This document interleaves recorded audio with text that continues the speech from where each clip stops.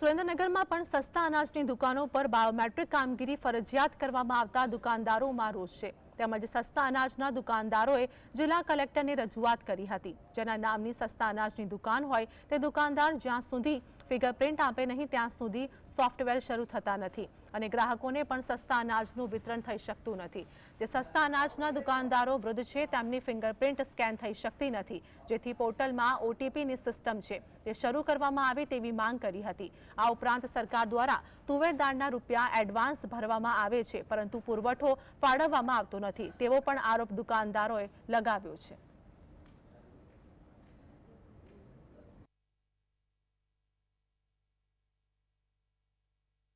અત્યારે હાલ સરકારે નવી નીતિ મૂકેલ છે કે જેના નામે સમિતિ હોય એમને અંગૂઠો મૂકો તો જ સોફ્ટવેર ખુલે।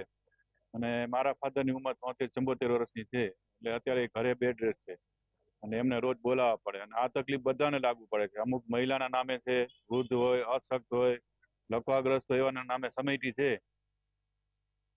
કે ગુજરાત રાજ્ય સરકાર જે તુવેર દાળની જાહેરાત કરે છે, વેપારીઓને એડવાન્સ પૈસા ભરાવે છે, પણ દાળ અમને ડીએસસી થ્રુ મળતી નથી।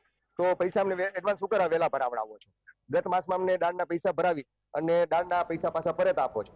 આ માસમાં પણ દાળના પૈસા અમે ભરી આજની તારીખે અમને સુરેન્દ્રનગર જિલ્લાના વેપારીઓને કોઈ દાળ મળી નથી।